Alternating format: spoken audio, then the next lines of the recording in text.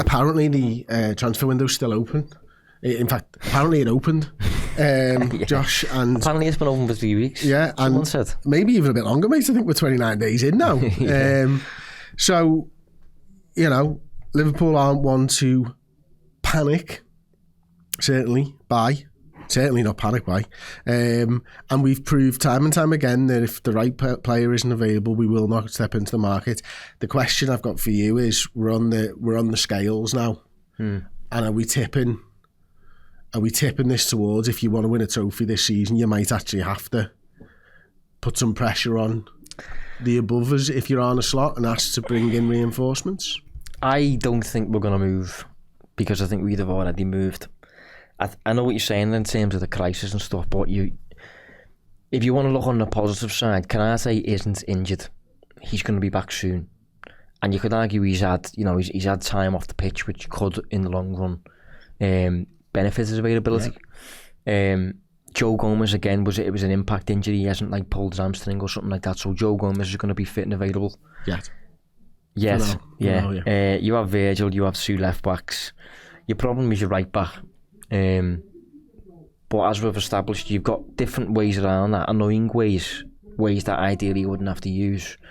But Szoboszlai, Endo, Jones have all done minutes there this season. You've just suggested Robbo as well. I'm not sold on that idea, by the way, in case anyone's in the comments now going, that's fucking ridiculous. It was just anyone considered it. Yeah. But I don't, for them reason, I don't think Liverpool are going to move, and I don't think Liverpool are set on long-term targets, aren't they? And whoever they are going to target in the summer mustn't be available this month. And I'm very, very curious to know who that is. I've said a few times on different shows now that, I think we'd feel a lot better if Richard Hughes just come out and said, don't worry about it, in 6 months we're signing Micky van der Ven, or in 6 months we're signing Bastoni or something like that. But the reality is that the Sporting Director cannot do that. Mm-hmm. We have to just kind of hope and trust in them. If you look at the individuals that they signed last summer, they are really good. I think Liverpool are really disciplined and really intent on waiting for players who move the needle. But the problem is what we're going through now. It's just so annoying, isn't it? We just really need additions, but it looks like it's not happening. And we've got a homegrown problem anyway. Any addition that we do make has to be homegrown. Otherwise, we have to sell Endo or Chiesa or something like that, and that hasn't looked realistic so far this window. So it's classic Liverpool now. I think if you're surprised by it now, where have you been? No, you know exactly. And I just wanted to, you're the king of these types of sort of visualisations, but Liverpool's injury problems summed up on a board. And I think it does kind of highlight the problem that we've got. These are the missing, the fallen warriors, the gone but not forgotten crew. And the problem is they all play in defence. Literally. That's the biggest thing. Every season you can mitigate as much as you want for injuries and absences and things like that, but what you really don't want as any coach is all of the injuries to happen in the same place, and that's kind of what's happened with Liverpool this season. Although I do think Liverpool have taken risks with it, and they've been bitten on the arse basically. If you look at the right back department, Conor Bradley, we know what he's like based on his time in England so far. Frimpong, I think, was signed to do bits of forward as well, and if Frimpong would have had to play 38 games as right back, I would have been comfortable with it. And then at centre half, you wait until the last day with Mark Gay. Joe Gomez is Joe Gomez, you know what he's like. The big unfortunate one with that is Leone. They bought Leone, he's 18, he's never been injured. That's unlucky, but you could say the same with Frimpong. He's not had the injuries, in his past. He's had 3 this season, Yeah, and then obviously Bradley out for the season, going out for the season. We know it's an impact injury, and we know why. Ibu isn't with us at the moment, but I'm sure he will be soon. So it does sort of visualise, doesn't it, the problem that Arne Slot has got. I suppose the question then you answered what you think Liverpool will do. If you were in charge of this squad though, Josh, and you were maybe perceived by some as under pressure, would you be pushing for Richard Hughes to sign you defenders so you can achieve your targets?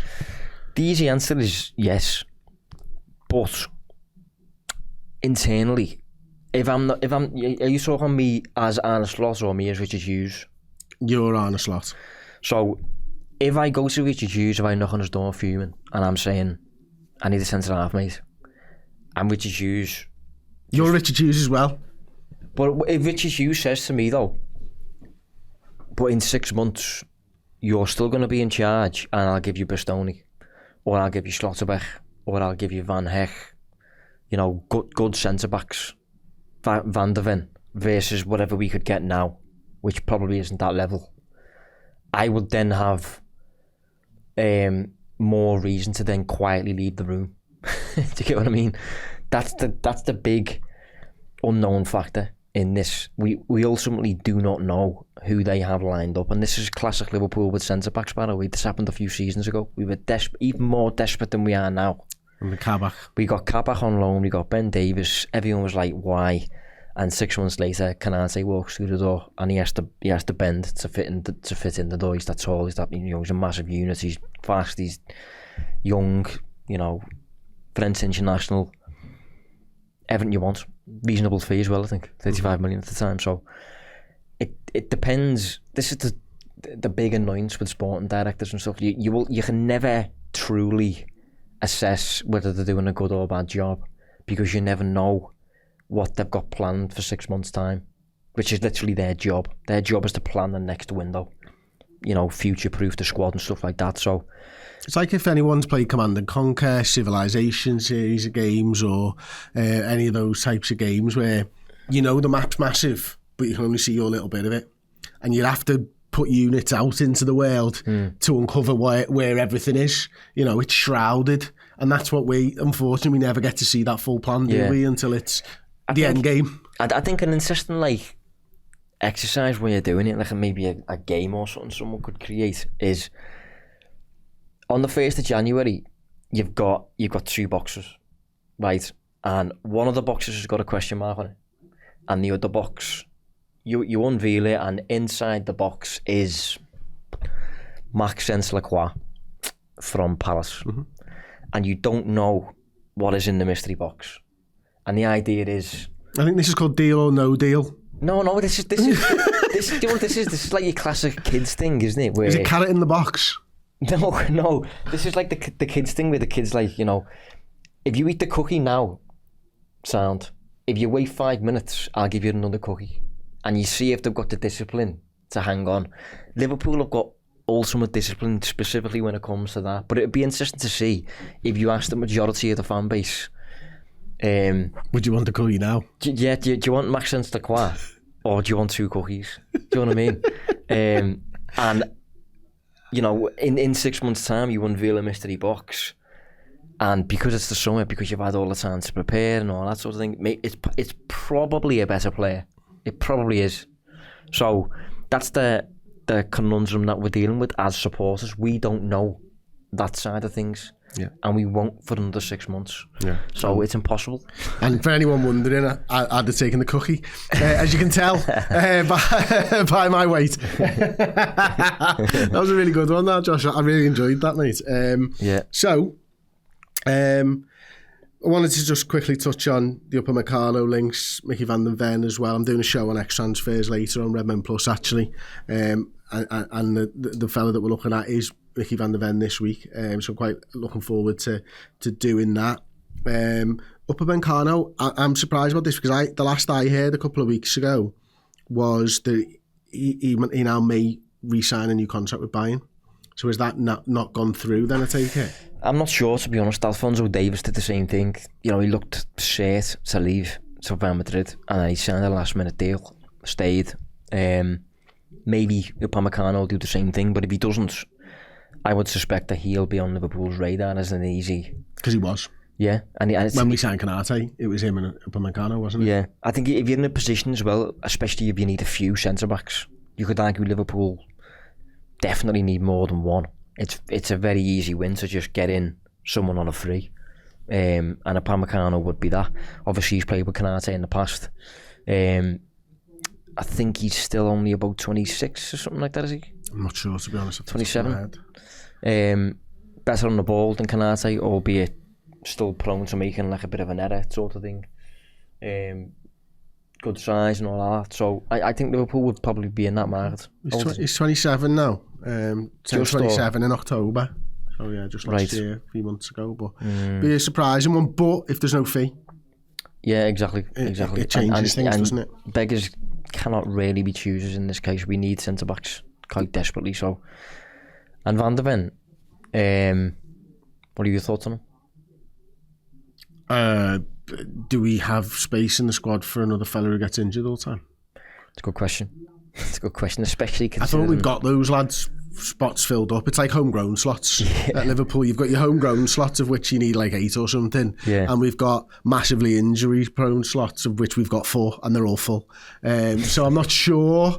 I really like him as a defender. I think he's absolutely fantastic. His speed, obviously, everything, etc., etc. But for me, it's just like, do we really want to do this again, guys? Yeah, it's a good point. Like, especially considering the fee. You know, the fee would have to couple in the fact that he's not always available. And there was rumours of £75 million being it, and that £75 million, I worked this out last week, Josh, when you consider that Mark Gahey was signed for £20 million on a 5.5 year deal with a rumoured £200,000 to £300,000 wages, it worked out that the entire Mark Gahey deal would come in around £86 million.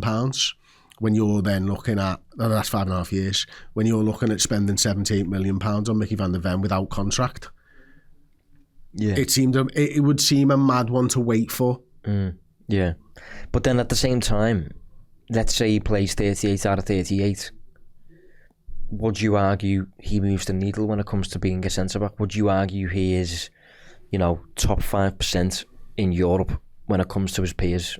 And if he is, then Liverpool are justified in waiting for him. One interesting thing about him that I found out recently is aerial success is abysmal for a fella who's like 6'3", 6'4". Maybe he just focuses on winning races. I'm not sure, but his aerial success this season was like 40%, and last season was about 40% as well. So not great in the air, but really quick, physical freak if you want. Good age. Proven in England. I actually really like that he just scores goals as well. Yeah. So I do like him, but obviously the fee would have to... This was coupled in with the Robertson stuff for me. This was like me thinking, is this Liverpool sweetening the deal for a summer transfer for Van der Ven by letting Robbo go now for $5 million, but it doesn't look like, does it? No, I just had a quick look at the minutes that Van Dijk has played.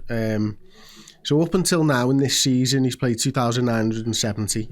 Last season, 4-4. Season before, 4-3-6, 4-6. Had the injury, 4-5, 4-4. So keep that in mind when we move on to the Micky van der Ven stuff, because he's never hit 4,000 career minutes. Now he's much younger.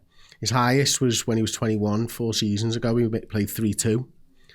2-5 2 years ago, 1-6 last year. And he's currently doing very well, by the way, at 2-6-8-9 this season. But, never hit 4,000 minutes, and I know he's a young player and you don't normally trust young centre halves and stuff like that, but that has to be part of Liverpool's thinking, I think, although I do really like him as a player. Yeah, I like him as well. I think he's up there with the best in the Premier League, and I think it feels to me like he's making the leap a little bit at Spurs, where like he's kind of leaving some of his teammates behind. When a player just kind of gets to a point where he's like, I'm better than this. He strikes me as making that leap about now, to be honest, where he's like, these are losers, these. So I want me to move. Okay. I think Bruno Fernandes was in the same boat a couple of weeks ago as well. Yeah. One final thing before we wrap up for the day, Josh. Arne Slot's press conference last night, did you watch it? I didn't watch it. I take it though. I've seen the quote, yeah. Yeah, so spiky. I think it's up there with, and in fact, you know what? I think it's far and away the maddest thing he said. Definitely. We are happy to be in the last 16, especially when it was 2 years ago we were in the Europa League and lost to Atalanta. Yeah, I think that's like borderline funny. It's that mad. Some of the things he's been saying happen about doesn't really bother me. I think the people who've been getting offended by what he's been saying are the people who ultimately don't like him anyway, and they're looking for stuff to bother them, and they're just interpreting his words in a certain way. I think it's up to you how you interpret something, and if you just choose to take offence to it, it's, football fans tend to be like that sometimes. And I think one thing that we need to remember with Arne Slot is he speaks in black and white. He speaks in truth. He just speaks facts. That's kind of it. So if he says Liverpool have won the title twice in 30 years, I mean, he's not wrong, is he? He's just pointing out a fact. I think, yes. I think why people got so annoyed is when we won the league last season, he stood in the centre of the pitch and said, when people tell you it's twice in 35 years, tell them it's twice in 5. Yeah. And I haven't actually spoken out on this. I don't mind that, right? And the reason I don't mind that is because I see him as someone who's fighting for his job. Yeah. And sometimes you have to control the narrative when you're fighting for your job and when you're fighting for something that you want. And I see that as him attempting to control the narrative. Although I get why people are unhappy about it as well, totally, by the way. But he's shown fight to me. That's how I'm interpreting it. Whether people like it or they don't, I understand it. For balance, go on, jump in there. I was going to say, what I don't like is, managing expectations, maybe, playing things down, making out that 6th isn't an achievement or something. I don't want him to get to that point. And all the stuff about, 2 titles in 30 years, no, that didn't bother me. A lot of the stuff hasn't bothered me. The first one where I looked at and thought was the Atalanta one. That was the first one where I was like, that's a mad thing to say. Like, to have just won 6-0, you go through third, and he points out that 2 years ago we were in the Europa League and we got beat by Atalanta. It's just such a mad, random, unnecessary thing to say. But I can half understand why he would do it, because I've found myself having to remind people this season that Jurgen Klopp's tenure was not like constant sunshine and rainbows, mate. It wasn't. We had periods where it was miserable. We had a terrible period under him where we got... one of the worst games I've ever seen Liverpool play was under Jurgen Klopp, away against Brighton. You talked about this to me off camera last week. Honestly, mate, De Zerbi's Brighton played with us. It was embarrassing, and we looked terribly coached. De Zerbi looked like the next big thing, and it was awful. Yeah. But Klopp come out of it. That's what happens. And we saw De Zerbi last week. Yeah. You go through phases in football. You have to just grin and bear it sometimes. And I am of the belief that you need to fix the squad, and then once you fix the squad, a lot of the other problems that have materialised over the course of the past year will just miraculously disappear overnight. Yeah. I can understand that. I said my piece on the podcast this week about where I stand with it all, and just for you, Josh, because we've not spoken about it, I said I think another manager could get better out of the squad that we've got, and I appreciate all the you've been talking about it from the start of the season about the squad being unbalanced, sat right where you are now, and I appreciate all of those things. I don't think it's just the manager that's the problem either. Yeah. I do think mistakes have been made from a director of football standpoint, from a squad shaping standpoint, but I'm not going to... For anybody who watched the podcast and was thinking that that's it now, I'm done, I really do, and I think I said this on Monday, my first port of call is for the manager to turn it around. If he turns it around and proves me wrong, brilliant, absolutely superb. I'm not going to sit here talking about the manager every week about whether he should or shouldn't be in a job. He's in a job. I've said my piece. I'm not going to talk about it in that way anymore. And what I will like to do is bring some balance to this, because we talked about his press conference, Josh, but also Arne Slot has the best Champions League win rate at a single club in the history of the competition. Minimum 10 games managed. He's won 77.7%. This is a guy who can fucking manage in Europe. Yeah. I mean, out of interest, you mentioned about the squad there. Liverpool have played 23 games in the Premier League and they currently sit 6th. They've only just slipped to 6th, to be fair. Would have been 4th last week. And we've finished the Champions League group stage third, right? So 6th and 3rd so far. So just out of interest, like if Pep Guardiola was in charge of this team, this squad, this season, and he'd exactly the same injuries at exactly the same points and things like that, where do you think Liverpool would be with Pep then? Because Pep, for me, is the best in the world. I think he might be exactly where City are. Really? Really, yeah? 46 points. Okay, that's interesting. I completely disagree for what it's worth, but... where do you have him then? I don't think we'd be that different, to be honest. I think we'd be a ceiling of 40 points, probably. Yeah. I don't think we'd be where City are. I don't think we'd be in contention.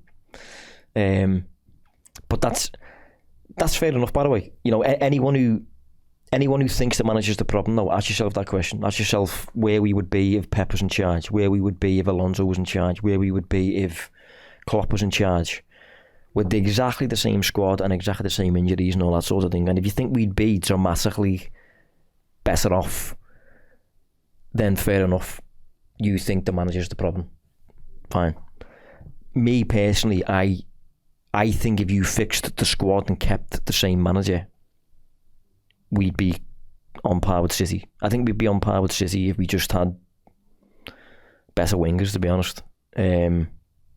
But I don't know, there's lots in there. It's not a case of it's that, it's this, it's that. There's a cocktail of things going on. It's as you always say, it's the recipe. That was a clip from the deep dive. To check out the whole show, simply download the Redmen Plus app or click the link in the description.